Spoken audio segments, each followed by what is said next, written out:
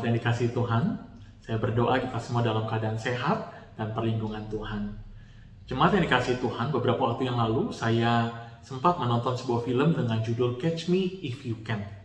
Sebuah film yang diangkat dari kisah nyata tentang seorang pemuda bernama Frank Abagnale Jr.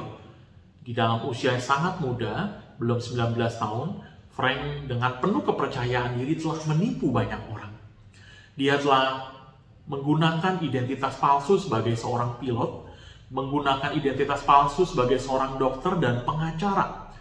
Identitas-identitas palsu itu dia gunakan untuk menipu banyak orang, baik perusahaan, wanita-wanita, pegawai bank, bahkan juga orang-orang yang duduk di dalam pemerintahan. Karena penipuan yang dia lakukan, Frank dicari-cari oleh FBI. Jemaat yang dikasihi Tuhan, bukankah di dalam kehidupan kita pun banyak menemui penipuan ataupun manipulator yang coba memanipulasi kita? Kita tentu ingat tentang kasus SMS, papa minta pulsa, ataupun orang-orang yang menelpon kita untuk menyamar sebagai orang dari kepolisian ataupun dari rumah sakit yang menyatakan bahwa ada keluarga kita yang mengalami kecelakaan.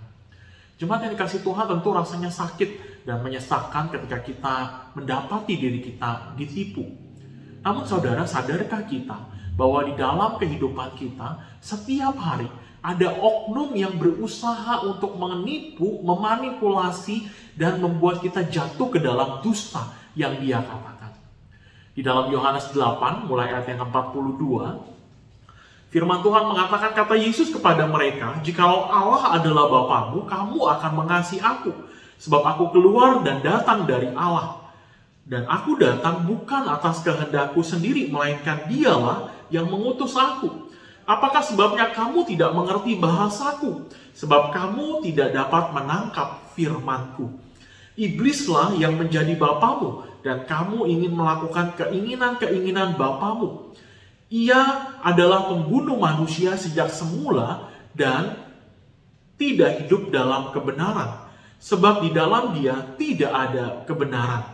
Apabila ia berkata dusta, ia berkata atas kehendaknya sendiri. Sebab ia adalah pendusta dan bapa segala dusta. Tetapi karena aku mengatakan kebenaran kepadamu, kamu tidak percaya kepadaku. Siapakah di antaramu yang membuktikan bahwa aku berbuat dosa? Apabila aku mengatakan kebenaran, mengapakah kamu tidak percaya kepadaku? Barang siapa berasal dari Allah, ia mendengarkan firman Allah. Itulah sebabnya kamu tidak mendengarkannya, karena kamu tidak berasal dari Allah. Jemaat yang dikasihi Tuhan, ini adalah sebuah teguran Tuhan Yesus kepada ahli-ahli Taurat dan orang-orang Farisi. Bahwa mereka tidak percaya kepada Tuhan, tetapi lebih percaya kepada dusta ataupun penipu si iblis itu, yang dikatakan sebagai bapa dari pendusta. Tuhan Yesus selalu mengatakan kebenaran. Di dalam Tuhan Yesus tidak ada dusta. Di dalam Tuhan Yesus tidak ada penipuan. Di dalam Tuhan Yesus tidak ada manipulasi.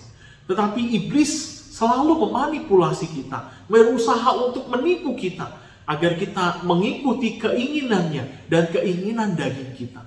Bagaimana caranya agar kita terhindar dari penipuan ataupun manipulasi si jahat ini, si iblis ini? Yang pertama yang harus kita perhatikan adalah agar kita terhindar dari penipuan si iblis adalah kita selalu membaca kebenaran firman Tuhan. Kita harus selalu membaca apa yang dikatakan oleh Tuhan Yesus. Karena Tuhan Yesus adalah jalan kebenaran dan hidup. Di dalam firman Tuhan, semua kebenaran tentang Allah, tentang manusia, tentang kehidupan dibukakan oleh Allah kepada setiap kita. Bukankah firman Tuhan di dalam 2 Timotius 3 ayat yang ke-16 mengatakan, segala tulisan yang diilhamkan Allah memang bermanfaat untuk mengajar, untuk menyatakan kesalahan, untuk memperbaiki kelakuan, dan untuk mendidik orang dalam kebenaran. Dengan demikian, tiap-tiap manusia kepunyaan Allah diperlengkapi untuk setiap perbuatan baik. Saudara dikasihi Tuhan, firman Tuhan itu menjadi sebuah tameng kita ketika iblis mencoba untuk menipu kita. Ketika iblis coba untuk memanipulasi kita. Kalau kita dekat dengan firman Tuhan, kita selalu membaca firman Tuhan, kita akan tahu dengan jelas mana yang dikatakan oleh Tuhan, mana yang dikehendaki oleh Tuhan, dan mana yang diinginkan oleh si iblis untuk kita lakukan. Saudara, dalam Yakobus 4 ayat yang ke-7 dikatakan, karena itu tunduklah kepada Allah dan lawanlah iblis, maka ia akan lari daripadamu. Mendekatlah kepada Allah dan ia akan mendekat kepadamu. Saudara dikasihi Tuhan, selain kita membaca firman Tuhan, agar kita tidak ditipu dan dimanipulasi oleh si iblis, kita harus selalu dekat dengan Tuhan. Karena kedekatan kita dengan Tuhan membuat kita peka. Manakah suara Tuhan, manakah suara iblis yang mencoba untuk meniru suaranya Tuhan. Manakah kehendak Tuhan atau manakah kehendak si iblis yang mencoba untuk membawa kita mengikuti kehendaknya. Saudara, kedekatan dengan Tuhan itu adalah sesuatu yang penting bagi kita. Oleh sebab itu, marilah di dalam kehidupan kita, ketika kita mengaku sebagai anak-anak Tuhan, maka kita harus selalu mencintai firman Tuhan. Kita harus selalu rindu dekat dengan Tuhan, sehingga kita peka akan suara dan kehendak Tuhan. Saudara, saat ini iblis tidak lagi menipu kita dengan kalimat-kalimat yang kasar. Iblis menipu kita dengan sangat halus sampai kita tidak menyadari kalau kita telah tertipu. Namun saudara, firman Tuhan akan dengan sangat jelas dan gamblang membukakan manakah kesalahan kita, manakah hal-hal yang tidak berkenan kepada Tuhan, dan kita akan ditolong oleh Tuhan untuk kembali kepada Tuhan. Sudahkah saudara membaca firman Tuhan hari ini? Sudahkah saudara menjalin relasi yang erat dan intim dengan Tuhan, sehingga kita tidak tertipu dan tidak termanipulasi oleh si jahat.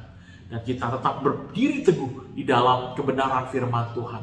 Kita berdiri teguh melakukan kehendak Tuhan, sehingga kita terus memuliakan nama Tuhan. Kita terus menjadi berkat bagi banyak orang. Sudahkah membaca firman Tuhan hari ini? Mari kita berdoa. Bapa dalam kerajaan surga, tolong kami ya Tuhan. Biarlah berikan kami kerinduan untuk terus selalu membaca firman Tuhan. Untuk kami terus selalu ingin dekat dengan Tuhan. Sehingga kami dapat membedakan manakah suara Tuhan, manakah kehendak Tuhan, atau manakah tipuan dari si iblis yang membuat kami jauh dari Tuhan. Tolong kami ya Tuhan, ketika tipuan-tipuan dari si iblis itu datang, kami dapat menangkisnya, menangkalnya dengan kebenaran firman Tuhan. Berikanlah kami hati yang peka akan suara Tuhan, dan hati yang mau tunduk melakukan hanya kebenaran firman Tuhan saja. Sehingga nama Tuhan saja yang ditinggikan, dan melalui kehidupan kami yang melakukan kebenaran firman Tuhan, banyak orang boleh mendapat berkat, dan mereka boleh datang dan mengenal Tuhan Yesus. Terima kasih ya Bapa. Di dalam nama Tuhan Yesus Kristus Allah kami yang hidup, kami berdoa dan kami bersyukur. Amin.